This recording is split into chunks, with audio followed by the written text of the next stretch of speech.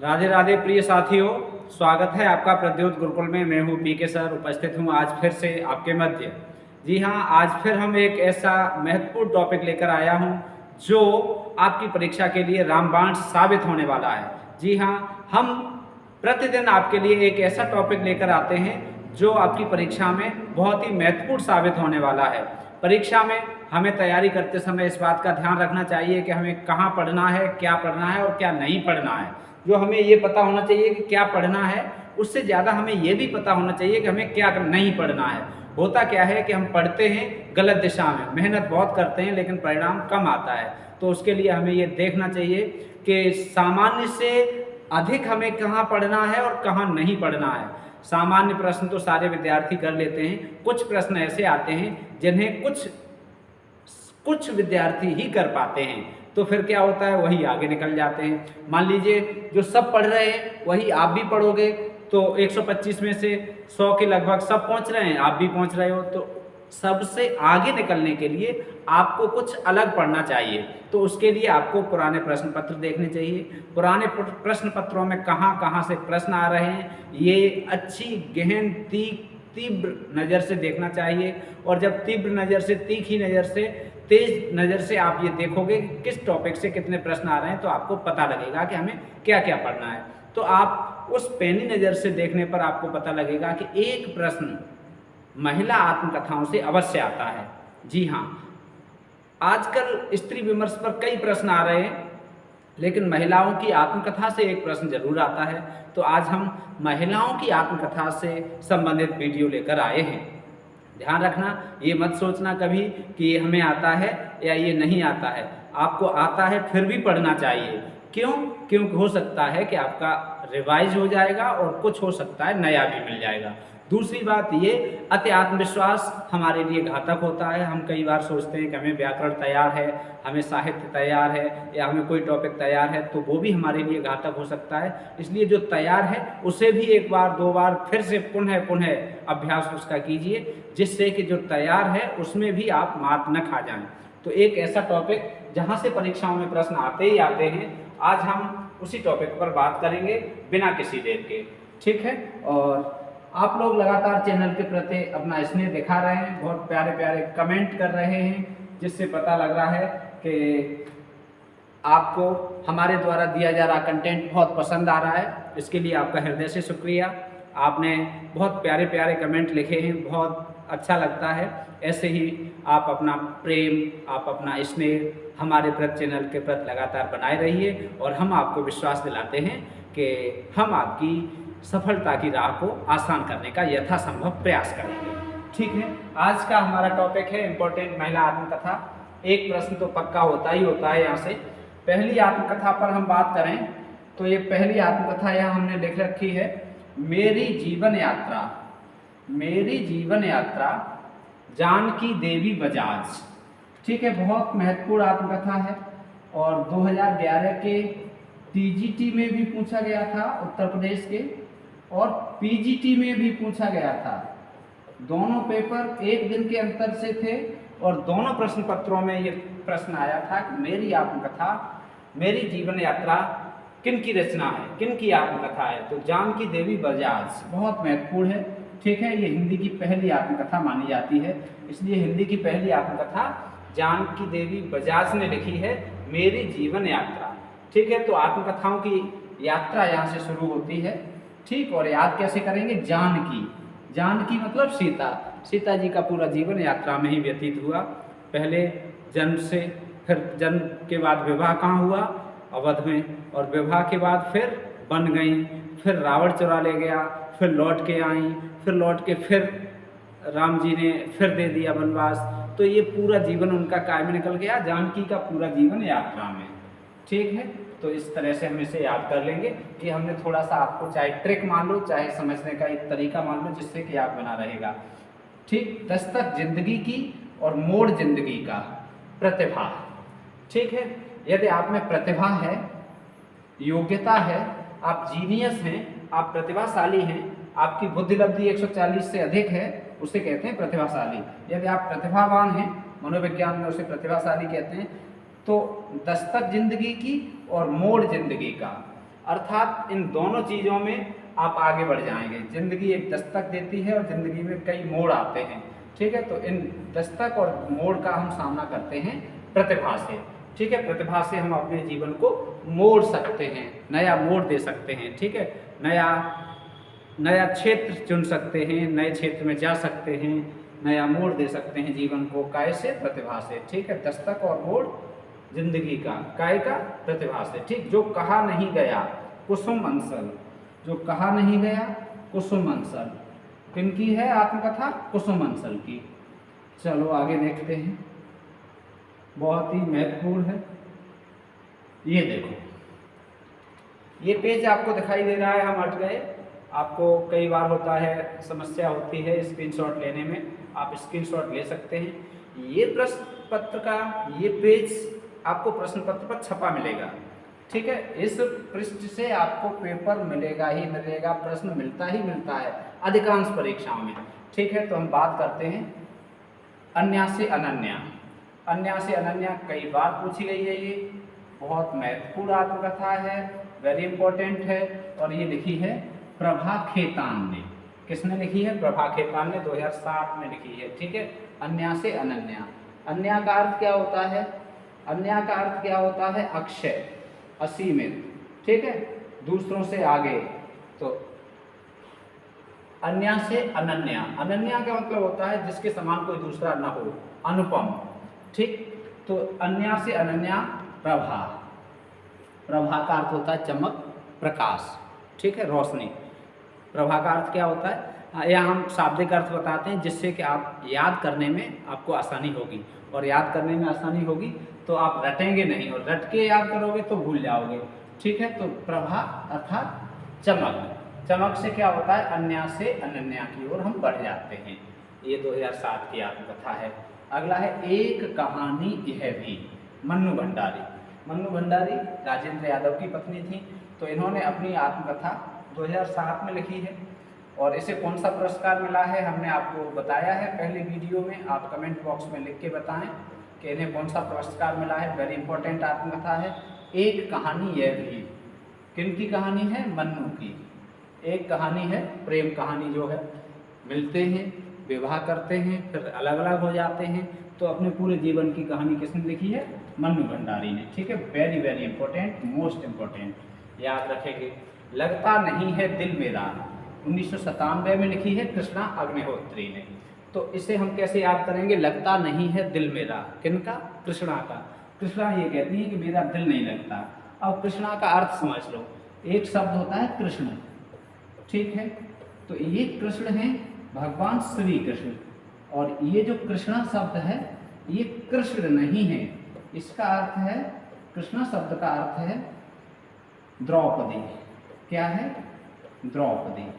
अर्थात द्रौपदी का दिल नहीं लगता। क्यों? जिसकी बेइज्जती हो गई हो, जिसकी इज्जत लुटते लुटते बची हो, क्या उसका दिल कहीं लगेगा? नहीं लगेगा। जिसे बेच दिया गया हो, जिसका पति हार गया हो, तो उसका कहीं दिल लगेगा? नहीं लगेगा। तो ये कृष्णा अग्निहोत्री यही कहती हैं कि लगता नहीं है दिल मेरा, ठीक है। बहुत महत्वपूर्ण आत्मकथा है कृष्णा अग्निहोत्री की, ठीक है, ध्यान रखेंगे। कृष्णा शब्द, जो लोग ये कहते हैं जय श्री कृष्णा, ये जय श्री कृष्ण बोलना चाहिए। क्या बोलना चाहिए? जय श्री कृष्ण, कृष्णा नहीं, ध्यान रखें। ऐसे ही वसुदेव और वासुदेव में अंतर होता है। वसुदेव और वासुदेव, वासुदेव का अर्थ है श्री कृष्ण, और वसुदेव का अर्थ है श्री कृष्ण के पिता, जिनका नाम वसुदेव था। तो कृष्ण और कृष्णा में अंतर समझें, शुद्ध बोलें, शुद्ध समझें, ठीक है। अगला है कस्तूरी कुंडल बसें, 2002 में है ये, और गुड़िया भीतर गुड़िया, ये 2008 में है। ये दोनों भाग हैं, पहला भाग ये है, दूसरा भाग ये है। ये मैत्रेयी पुष्पा ने लिखी है। ये किसने लिखी है? मैत्रेयी पुष्पा ने। बहुत महत्वपूर्ण है, और इसके लिए छोटी सी ट्रिक हम बताए दे रहे हैं। गुड़िया के पुष्प,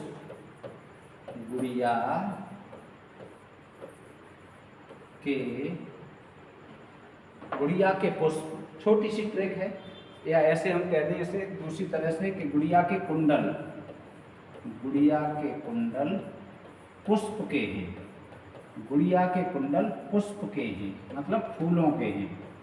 गुड़िया छोटी सी प्यारी सी बच्ची, तो गुड़िया से गुड़िया भीतर गुड़िया, कुंडल से कस्तूरी कुंडल बसे, और पुष्प से मैत्रेयी पुष्पा। ठीक, मैत्रेयी पुष्पा।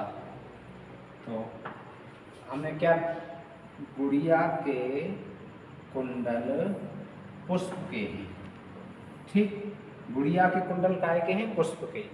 अब तो कुंडल चलते हैं स्वर्ण से बने हुए, स्वर्ण जड़ित, लेकिन आदिकाल में, प्राचीन काल में क्या था, कानों में लड़कियां क्या पहनती थीं, पुष्प धारण करती थीं। जैसे अशोक का पुष्प, आचार्य हजारी प्रसाद द्विवेदी लिखते हैं कि आदिकाल में, प्राचीन काल में जो गंधर्व कन्याएं होती थीं वो अपने कानों में क्या करती थीं, अशोक के पुष्प को लगाती थीं, अपने बालों में अशोक के पुष्प को लगाती थीं। ठीक है, तो गुड़िया का कुंडल पुष्प का है, अर्थात कस्तूरी कुंडल बसे। बहुत महत्वपूर्ण है दोनों, बार बार पूछी गई है, मोस्ट इम्पोर्टेंट है।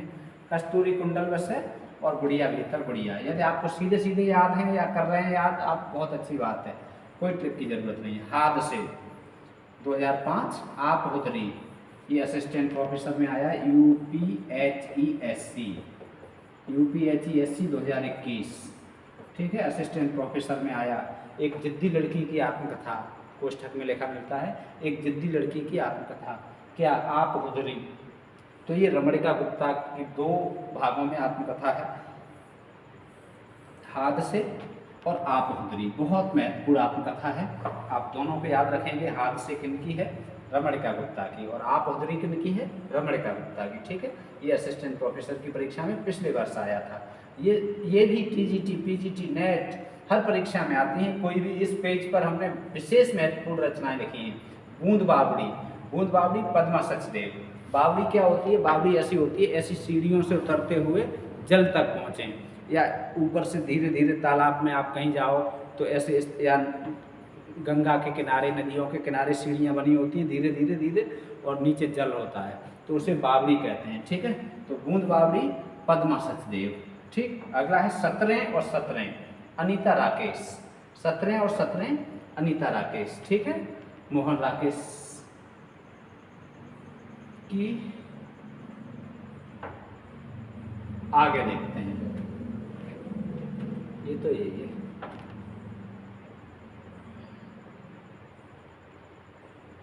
ये आगे नहीं बढ़ रहा।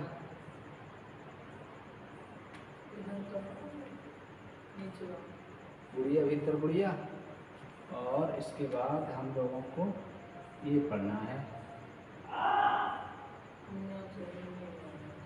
चलो देख रहे हैं बढ़ेगा कि नहीं।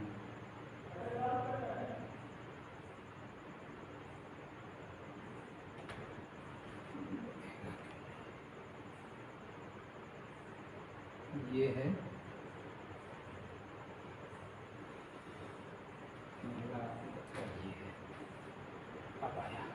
सुनहु तात, सुनहु तात, सुनहु तात, यह है अकथ कहानी। ठीक है, तात का अर्थ बड़ा भाई भी होता है, गुरु भी होता है, पिता भी होता है। ठीक है, अपने से बड़ों को तात कहते हैं। तो ये शिवानी कह रही हैं। कौन, शिवानी। शिवानी का अर्थ हम यहाँ लगाएंगे माँ सती। सती कहती हैं अपने पिता से, अपने पिता के यहाँ बिना बुलाए पहुँच गई, और पहुँचने पर फिर क्या हुआ, यज्ञ की आहुति में उन्हें कूदकर अपने प्राण देने पड़े। तो ये कहती सुनहु तात है अकथ कहानी, बिना कही हुई कहानी सुन लो मेरे पिता। कुछ कही कुछ अनकही, 2000 में शीला झंझनवाला की ये आत्मकथा है। पिंजरे की मैना, बहुत महत्वपूर्ण है। चंद्रकिरण सोनरेखा। पिंजरे की मैना किनकी है आत्मकथा, 2008 में प्रकाशित है, चंद्रकिरण। ठीक है, पिंजरे आप ऐसे याद कर सकते हैं, चंद्रमा की जो किरणें होती हैं, चंद्रमा की किरणें होती हैं, वो पिंजरे की मैना के समान हैं, या पिंजरे में बंद रहती है। इसका मतलब ये है कि चंद्रमा स्वतः प्रकाशित नहीं होता, जब सूर्य का प्रकाश चंद्रमा पर पड़ता है तब उसकी किरणें प्रकाशित होती हैं। अगला है और औरत, कृष्णा अग्निहोत्री। ये कृष्णा अग्निहोत्री फिर से आ गई, जो कृष्णा अग्निहोत्री अभी हमने पढ़ा था, लगता नहीं है दिल मेरा, वही कृष्णा। कृष्णा का अर्थ क्या है, कृष्णा का अर्थ है आपको अभी बताया था द्रौपदी, तो द्रौपदी क्या कहती हैं? और औरत, ठीक। जहाँ से उजास, राजी सेठ। आरोह अवरोह महत्वपूर्ण है रचना। आरोह अवरोह सुषम बेदी की आत्मकथा है। जमाने में हम, निर्मला जैन। जमाने में हम, निर्मला जैन। और हाशिए की इबारतें, चंद्रकांता की आत्मकथा है, ठीक है। ज़्यादा महत्वपूर्ण आत्मकथाओं पर ज़्यादा बात नहीं करेंगे, लेकिन आपको सारी आत्मकथाएं पता होनी चाहिए। अगला है, कितने शहरों में कितनी बार। कितने शहरों में कितनी बार 2011 की आत्मकथा है और ममता कालिया की है, ठीक है। तो हर शहर में ममता होती है और हर शहर में बार बार ममता होती है, माँ की ममता। रसीदी टिकट, वेरी इंपॉर्टेंट है। अमृता प्रीतम की आत्मकथा है, मोस्ट इम्पोर्टेंट, रसीदी टिकट, ठीक है। याद रखेंगे आप, रसीदी टिकट वेरी इंपॉर्टेंट है। करीब से, जोहरा सहगल की आत्मकथा है। शब्द काया, ये भी महत्वपूर्ण है, इम्पोर्टेंट है। शब्द काया, सुनीता। सुनीता, सु माने अच्छा, नीता माने नीति पर चलने वाली। जो अच्छी नीति पर चलती है उसके शब्द ही काया होते हैं। शब्द काया का मतलब उसके शब्द ही शरीर हैं उसके, अर्थात अच्छी नीति पर चलने वाली अच्छे शब्दों का उपयोग करती है, अच्छे शब्द बोलती है, ठीक है। अगला देखते हैं। अब है, आज की वीडियो में इतना ही। आगे आज का प्रश्न है, चांद सूरज के वीरन और नील यक्षिणी, ये दो भागों में आत्मकथा है। ये आत्मकथा किसने लिखी है, इसके लेखक कौन हैं, आप कमेंट बॉक्स में लिखकर ज़रूर बताएंगे। वीडियो आपको कैसी लगती है ये भी आप कमेंट बॉक्स में लिखकर अवश्य बताएंगे। हमारे द्वारा दिया गया कंटेंट कैसा लगता है ये भी हम आपको आप हमें कमेंट बॉक्स में लिखकर बताएंगे। और आप लगातार ये पूछ रहे हैं कि कैसे तैयारी की, क्या तैयारी की, इसके लिए हम आपको अलग से वीडियो बनाएंगे। उत्तर प्रदेश में पहला नंबर आना कोई छोटी बड़ी बात नहीं होती है, बहुत बड़ी बात होती है, ठीक है। तो इतनी बड़ी बात है, इतनी बड़ा प्रदेश है, इतने बड़े विद्यार्थी होते हैं, तो उन सब में पहले स्थान पर पहुंचने के लिए बहुत अधिक परिश्रम करना पड़ता है। तो बस हम तो आपसे अभी तो इतना ही कहेंगे कि एक एक बूंद से जैसे घड़ा भरता है, वैसे ही एक एक क्षण करके विद्या का संचय कीजिए। अच्छे शिक्षकों से पढ़िए, अच्छी पुस्तकों से पढ़िए और अभ्यास पर विशेष बल दीजिए। और बार बार कोई भी चीज़ पढ़ते हो तो उसे बार बार रिवाइज करते रहिए। समय, जहाँ तक आपके पास जितना भी समय है, तो उस समय में आप उस चीज़ को बार बार रिवाइज करते रहिए। कुछ चीज़ें हैं जिन्हें आप लिख कर याद कर सकते हैं, सीधे सीधे भूलते हो तो उसे आप नोट्स बना लीजिए। और विश्वास की बात ये है, आप लोग हम पर विश्वास जता रहे हैं और हम आपको ये कहते हैं, सबको ये कहते हैं कि बहुत अच्छी बात है, हम आपके विश्वास पर खरा उतरने की कोशिश करेंगे, हर संभव प्रयास करेंगे। और कभी भी किसी ऐसी किताब पर, ऐसे व्यक्ति पर विश्वास नहीं करना है जिससे क्या हो, विश्वास बहुत कीमती है। आँख मूंद कर विश्वास नहीं करना है, आँखें खोल कर विश्वास करना है। जिसे भी विश्वास जिस पर भी करो उससे पहले परखो, उसके बाद। हमारे यहाँ कहावत एक कही जाती है, पानी पियो छान के और गुरु करो जान के। तो जिसे भी गुरु बना रहे हो पहले उसके बारे में जानो कि उसके अंदर है क्या, वो गुरु बनने के लायक है या नहीं। और गुरु बनने के लायक है तो फिर उसे गुरु बनाओ और हृदय से गुरु बनाओ, ठीक है। तो हम आपकी मदद के लिए, आपकी सफलता के लिए हर संभव प्रयास कर रहे हैं और ईश्वर से भी आपकी सफलता की प्रार्थना कर रहे हैं, दुआ कर रहे हैं। आपको सफलता मिले, आपको खुशियाँ मिलें, आपका भविष्य उज्जवल हो और आप बहुत जल्दी माध्यमिक शिक्षा परिषद में काम करें, उच्च शिक्षा में काम करें। जहाँ भी आप शिक्षक बनना चाहते हैं वहाँ आपको आपकी मनचाही पोस्ट मिल जाए। इन्हीं शुभकामनाओं के साथ मिलते हैं अगली वीडियो में। तब तक स्वस्थ रहिए, मस्त रहिए और राधे राधे कहते रहिए।